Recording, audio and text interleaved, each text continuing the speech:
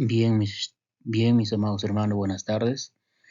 Tengan ustedes cordiales saludos. Bien, en esta oportunidad que el Señor nos brinda, vamos a tener que estar exponiendo en esta tarde cómo es este manual para un discipulado de misiones. Tenemos ahí a nuestra profesora, a nuestra misionera Rosario Celis Castro, integrantes de este grupo, mi persona, Tito Rodríguez Cruz. Vamos a continuar con la exposición de este manual. Vamos a empezar hablando sobre la Gran Comisión. El desarrollo de las misiones es la misión de la Iglesia. Nadie puede prescindir, no importa las circunstancias que podamos estar atravesando. Todo plan estratégico lo debe incluir como un asunto prioritario en todos los grandes avivamientos registrados en la historia de la Iglesia.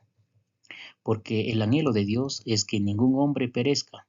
El Señor no retarda su promesa, según algunos la tiene por tardanza, sino que es paciente para con nosotros, no queriendo que ninguno perezca, sino que todos procedan al arrepentimiento.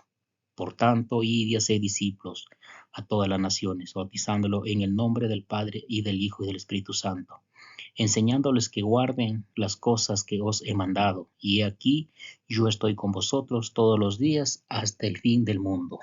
Tenemos allí un texto para memorizar, como lo dice ahí en Marcos 16:15, y les dijo, id por todo el mundo y predicad el evangelio a toda criatura. Continuamos con la iglesia local. Dios en su infinita soberanía y sabiduría decidió usar hombres para la ejecución de sus planes. En las páginas de la Biblia encontramos a Dios usando vidas para cumplir sus eternos planes. En el Antiguo Testamento, el pueblo de Israel, y en el Nuevo Testamento, la iglesia. En el Antiguo Testamento. Encontramos muchas evidencias de la tarea y de las responsabilidades misioneras del pueblo de Israel.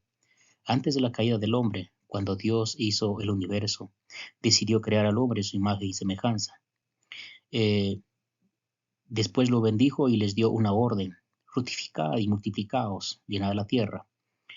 Observe que Dios puso su imagen y semejanza en el hombre, y le mandó llenar la tierra. Por lo tanto, es evidente que a través del hombre, Dios quería ver su gloria manifestada en toda la tierra. Y en el Nuevo Testamento, desafortunadamente, el pueblo de Israel falló en su propósito misionero. Por eso Dios decidió formar un nuevo pueblo, que es la iglesia del Nuevo Testamento. Y esta tiene la misma tarea misionera que Israel. Dios reunió a judíos y a gentiles e hizo de ellos un nuevo pueblo. La iglesia local es la base de las misiones. En el libro de los Hechos, capítulo 13, nos habla y nos dice: había entonces en la iglesia que estaba en Antioquía profetas y maestros, Bernabé, Simón, el que se llamaba Níger, Lucio de Cirene, Manaén, el que se había criado junto con Herodes, el tetrarca, y Saulo. Y dice la Biblia que estos varones estaban ministrando al Señor y ayunando. Dijo el Espíritu Santo: apartadme a Bernabé y a Saulo para la obra a que los he llamado. Entonces, habiendo ayunado y orado, les impusieron las manos y los despidieron. Ellos entonces, enviados por el Espíritu Santo, descendieron a Seleucia y de allí navegaron a Chipre.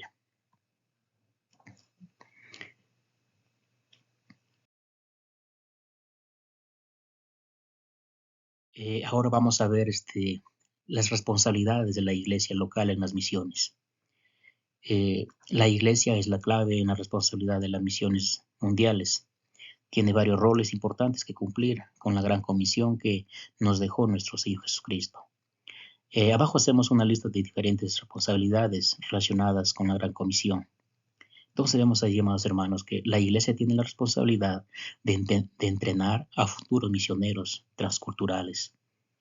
La iglesia tiene la responsabilidad de dar un buen entrenamiento a través de la Biblia, ayunos, oración, escuela dominical y enseñanzas respecto al tema. Asimismo, la iglesia tiene la responsabilidad de mantener un énfasis en la iglesia, en la gran comisión a través de visitas de misioneros, conferencias y programas especiales sobre misiones locales y mundiales. Asimismo, la responsabilidad de la iglesia es estar siempre en constante oración, regularmente y con fervor, que Dios lo use para entrenar a futuros misioneros transculturales. La iglesia tiene la responsabilidad de preparar misioneros transculturales. La iglesia tiene la responsabilidad de participar activamente con el que recibió el llamado para ayudarle a afirmar su fe en la voluntad de Dios. En cuanto a su viaje misionero, con quién debe ir, a qué país debe ir. Asimismo, tiene la responsabilidad de organizar un grupo de miembros de la iglesia local para reunirse regularmente con el misionero y ayudarle a prepararse para su salida. Asimismo, la responsabilidad de la iglesia es siempre estar orando regularmente y con fervor que Dios siga preparando al misionero nuevo en cada aspecto para su futuro ministerio. La iglesia tiene la responsabilidad de enviar misioneros. Asimismo, la iglesia tiene la responsabilidad de tomar responsabilidades con detalles en el país de origen que puedan ser de ayuda al misionero que ya está lejos. Así tienen la responsabilidad de mantener regularmente el sostén prometido y sean generosos en mandar ofrendas especiales cuando sea posible. Y asimismo también la iglesia, su responsabilidad es siempre estar orando regularmente y con fervor para el misionero y su ministerio. Asimismo, la iglesia tiene la responsabilidad de apoyar a sus misioneros. La iglesia y su responsabilidad es mantener un flujo constante de comunicación con los misioneros con el fin de fomentar un continuo sentido de pertenencia al cuerpo local de Cristo. Asimismo, tiene que proporcionar ministerio pastoral para el misionero en colaboración con la agencia misionera, resolver situaciones de crisis tales como las emergencias de salud, evacuaciones, ataques físicos. Asimismo, tiene la responsabilidad de ayudar a los misioneros con todas las logísticas de sus viajes de regreso a su país nativo para reportar y prepararse para regresar a su misión. Asimismo, la responsabilidad es orar regularmente con fervor por el misionero y las necesidades de su familia. Entonces ahí tenemos un texto para memorizar, donde nos habla en Éxodo capítulo 35, versículo 5, y nos dice: tomad entre vosotros ofrenda para Jehová, todo generoso de corazón la traerá a Jehová, oro, plata, bronce. Ahora vamos a hablar sobre las referencias bíblicas que nos habla sobre la misiología. Bases bíblicas. Antes de su ascensión, el Señor Jesucristo mandó a sus discípulos que fueran por todo el mundo predicando el Evangelio a toda criatura, haciendo discípulos de todas las naciones. De hecho, detalló cuál había de ser la hoja de ruta que deberían seguir sus discípulos. Y en el libro de los Hechos, capítulo 1, versículo 8, nos dice: pero recibiréis poder cuando haya venido sobre vosotros el Espíritu Santo, y me seréis testigos en Jerusalén, en todo Judea, en Samaria y hasta lo último de la tierra. Hemos de notar que el Señor Jesucristo fue el primer misionero en este sentido que ahora estamos considerando. En él mismo comenzó de su ministerio público. Estando en la sinagoga en su pueblo Nazaret, leyó una porción de las Escrituras que anunciaba el carácter misionero del Mesías. Y en Lucas capítulo 4, versículos 18 al 21, nos dice: el Espíritu del Señor está sobre mí, por cuanto me ha ungido para dar buenas nuevas a los pobres.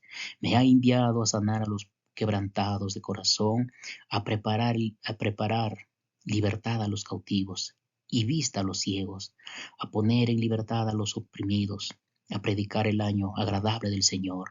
Y enrollando el libro lo dio al ministro y se sentó a los ojos de todos. En la sinagoga estaban fijos en él y comenzó a decirles: hoy se ha cumplido esta escritura delante de vosotros. Entonces, a partir de ese momento, encontramos a Jesús llevando el mensaje del reino de Dios a todas partes, incluyendo varios viajes por los países limítrofes con Israel. Y de la misma manera, cuando llamó a sus discípulos, lo hizo también con la intención de que ellos mismos llegaran a ser pescadores de hombres.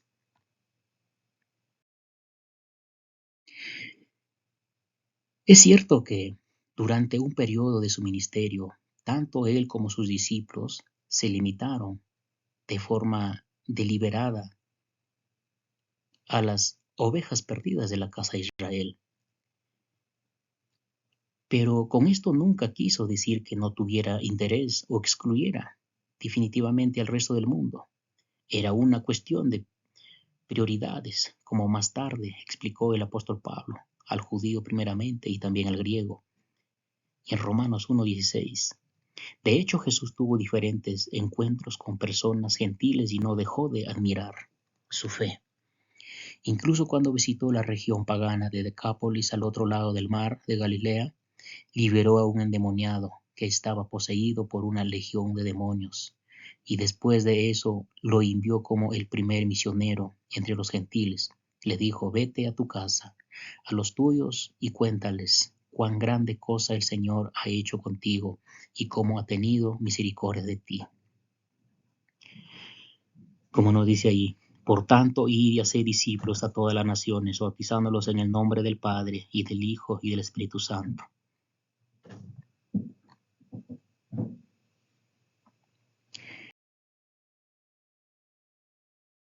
Ahora vamos a ver quiénes son los encargados de llevar a cabo la comisión.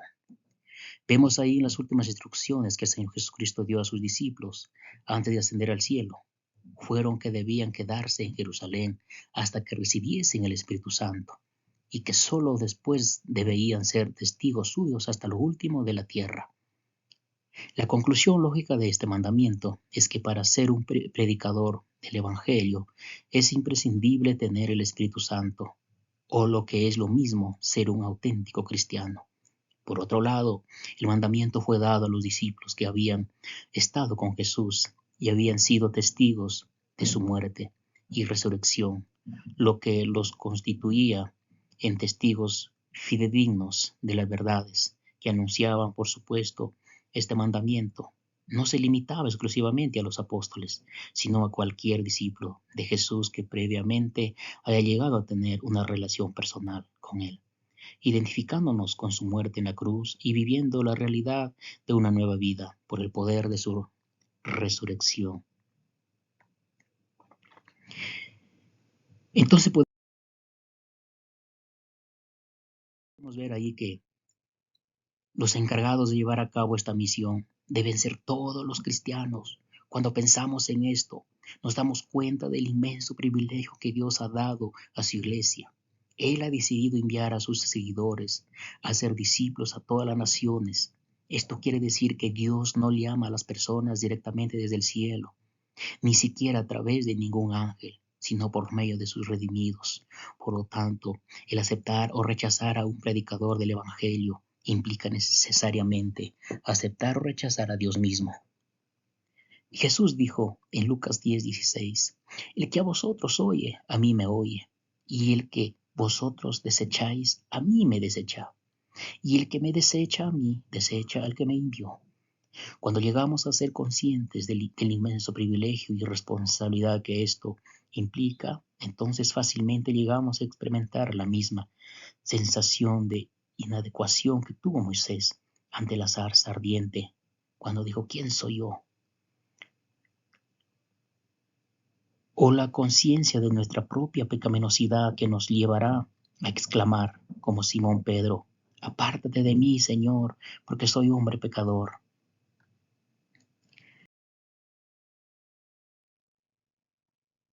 El apóstol Pablo expresaba su asombro cuando escribió a los tesalonicenses, le dijo: fuimos aprobados por Dios para que se nos confiase el Evangelio. En Primera de Tesalonicenses capítulo 2 versículo 4. Qué gran confianza el Evangelio de Dios, el único medio para salvar eternamente al pecador, ha sido confiado solo al pueblo de Dios. Es un inmenso privilegio ser portadores de esta bendición única y especial de Dios para todas las naciones. Absolutamente todos los creyentes tenemos este increíble privilegio, y las épocas en las que el Evangelio se ha expandido más ampliamente ha sido debido al testimonio fiel de infinidad de sencillos cristianos que, aprovechando las oportunidades que en la vida diaria se presentan, han compartido con otros el Evangelio de Jesucristo. Y nos dice ahí en Hechos capítulo 1 versículo 8: pero recibiréis poder cuando haya venido sobre vosotros el Espíritu Santo, y me seréis testigos en Jerusalén, en toda Judea, en Samaria, hasta lo último de la tierra.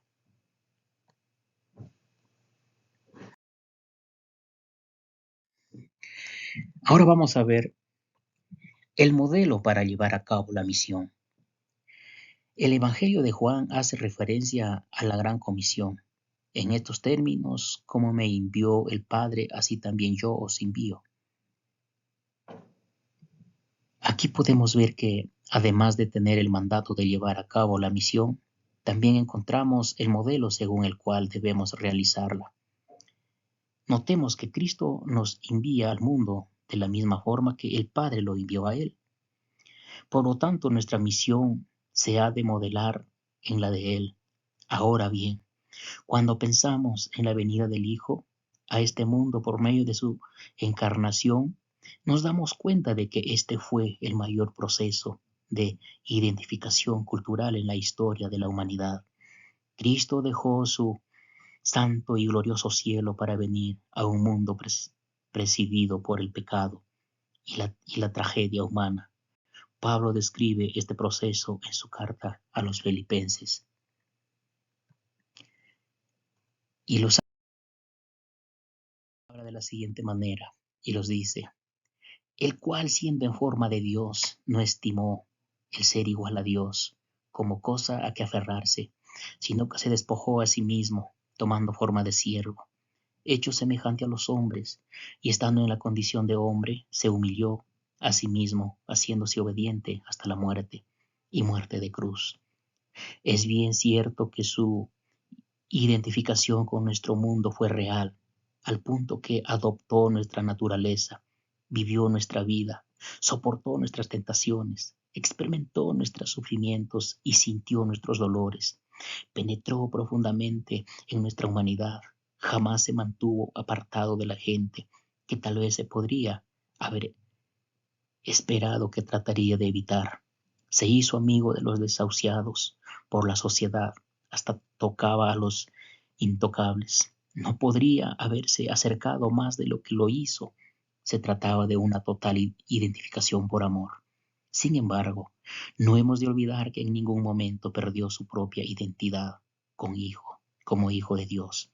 Y de la misma manera, los creyentes somos enviados al mundo con el fin de buscar y llamar a los pecadores. Pero en este proceso debemos tener mucho cuidado de no perder nuestra identidad como hijos de Dios, comprometiendo nuestra convicción y valores cristianos. Además, debemos notar también otro paralelismo. Como el Padre me envió, es decir, cuando Cristo vino al mundo, lo hizo en reconocimiento de la autoridad del Padre que le enviaba. Y de la misma forma, para que nosotros llevemos a cabo correctamente la misión encomendada, tendremos que someternos a la autoridad de Cristo. Para ello debemos renunciar a los privilegios, la seguridad, la comodidad, la indiferencia, a fin de meternos en el mundo de los demás, así como Él hizo con Él mismo, que nos humillemos hasta hacernos siervos, como hizo Él, que soportemos el dolor de ser odiados por el mundo hostil al que somos enviados, y que compartamos la buena noticia con la gente donde ella se encuentre. El apóstol Pablo entendió perfectamente este modelo y lo aplicó en su propio ministerio. Me he hecho a los judíos como judío para ganar a los judíos, a los que están sujetos a la ley, aunque yo no esté sujeto a la ley como sujeto a la ley, para ganar a los que están sujetos a la ley, a los que están sin ley como si yo estuviera sin ley, no estando yo sin ley de Dios, sino bajo la ley de Cristo. Para ganar a los que están sin ley, me he hecho débil a los débiles. Para ganar a los débiles, a todos me he hecho de todo para que de todos modos salve a algunos. Ahora vamos a ver cuál es el costo de la misión. Jesús nos dijo que no iba a ser fácil, que íbamos a ser encarcelados.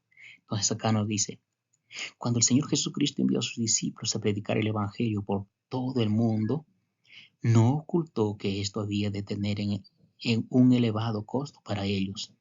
Se le anunció cuando les dijo, como me envió el Padre, así también yo os envío. Y todos sabemos que el que fue enviado a morir por los hombres para poder llegar a ser su Salvador, y de la misma manera, nosotros no podremos servirle adecuadamente si no tomamos nuestra cruz. Y llamando a la gente y sus discípulos les dijo, si alguno quiere venir en pos de mí, néguese a sí mismo y tome su cruz y sígame. En otra ocasión dijo, de cierto os digo que si el grano de trigo no cae en la tierra y muere, queda solo, pero si muere lleva mucho fruto. El Señor no nos ha llamado a una vida fácil, ni tampoco nos ha garantizado que la misión vaya a ser cómoda.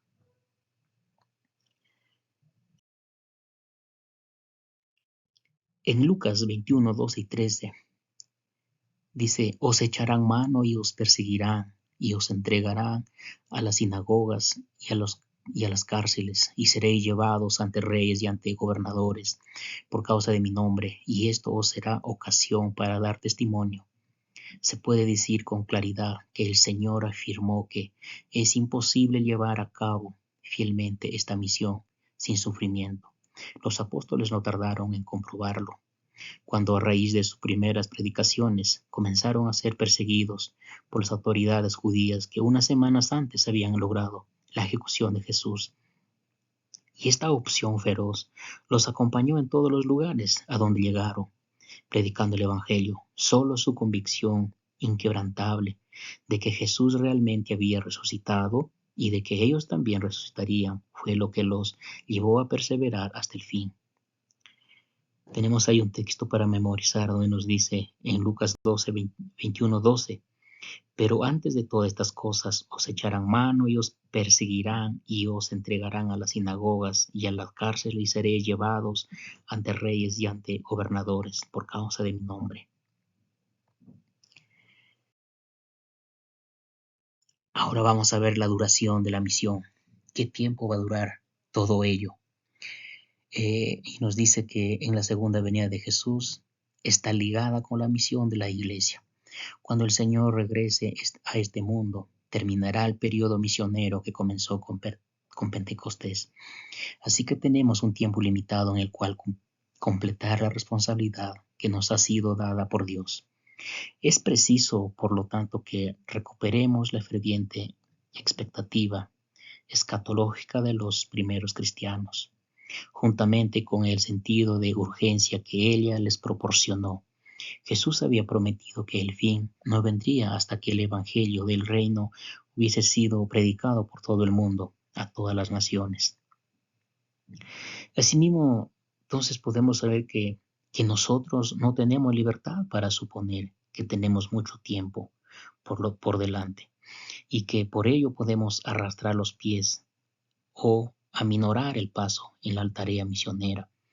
Por el contrario, la iglesia debe estar en marcha, apresurándose a llegar hasta lo último de la tierra para llamar a todos los hombres a la reconciliación con Dios mientras se prepara para su encuentro eterno con su Señor, quien reunirá a todos para formar un solo pueblo. Ahora vamos a reconocer nuestro fracaso si en verdad no no compartimos el Evangelio, no llevamos la misión. Vemos que lamentablemente la Iglesia de Cristo de nuestro tiempo debe reconocer con tristeza que esta gran comisión recibida del Señor se ha convertido con frecuencia en la gran omisión. Es cierto que los cristianos creemos que Dios ama tanto al mundo que ha enviado a su Hijo para conseguir la salvación para toda la humanidad, pero sin embargo, pocas veces nos preocupamos por demostrar ese amor y comunicar las buenas nuevas al mundo. Muchas iglesias se ocupan por mantener la rutina de los cultos, sin pararse a pensar para qué los ha colocado Dios en esa comunidad, en ese barrio, en esa ciudad o en ese país. Este descuido ha llevado a que muchas iglesias que en el pasado fueron grandes, en este momento flaquean, con unos pocos miembros o directamente han tenido que cerrar sus puertas.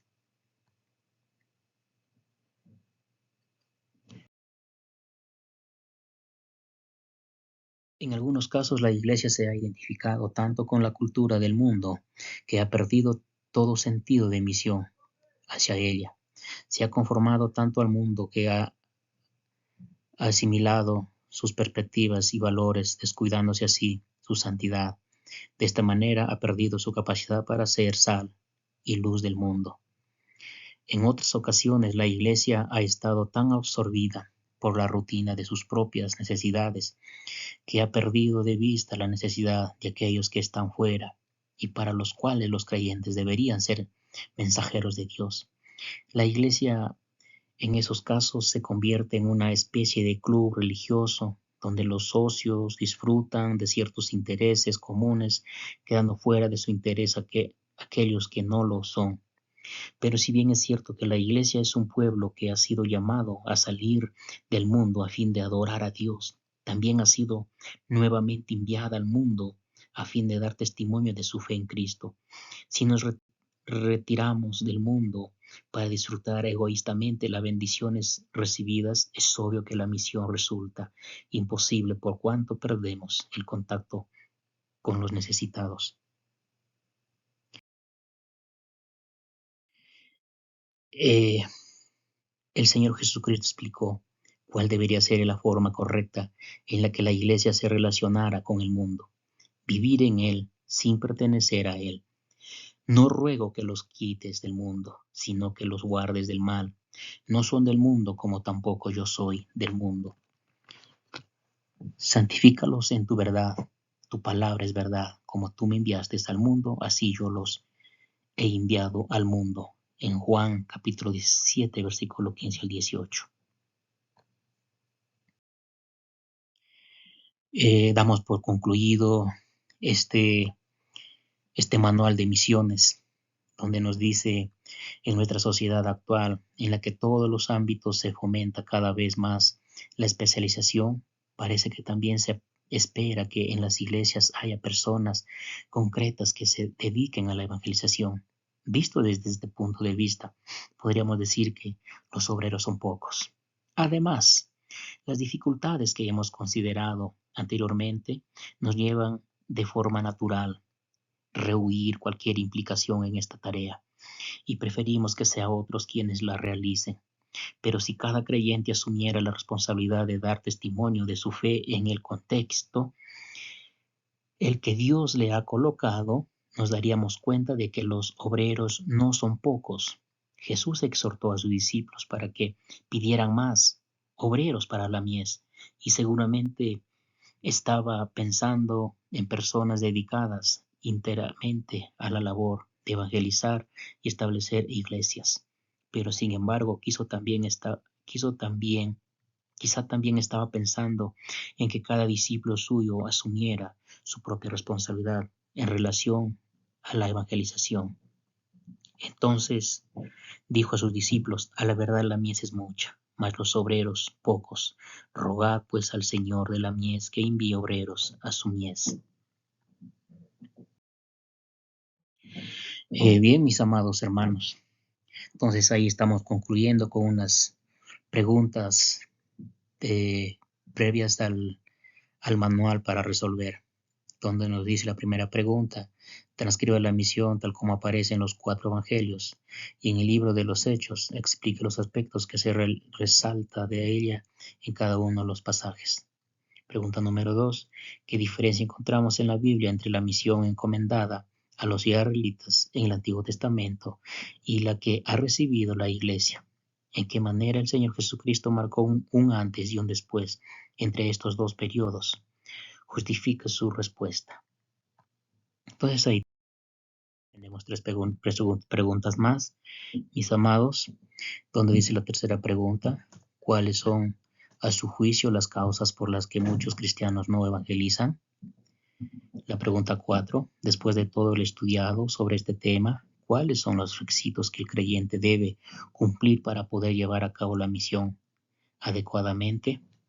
Y pregunta número 5, pide que explique con sus propias palabras cuál debe ser el enlace de la misión, el costo que habrá de tener para los que la lleven a cabo y cuándo será el momento de rendir cuentas. Bien, mis amados hermanos, entonces eso fue todo de este manual. Muchas bendiciones para cada uno de ustedes. Que el Señor siempre vaya con cada uno de vosotros y nos ayude a cumplir el llamado al cual Él nos ha hecho. Como nos dice, ir y hacer discípulos por todo el mundo. Muchísimas bendiciones, mis amados hermanos.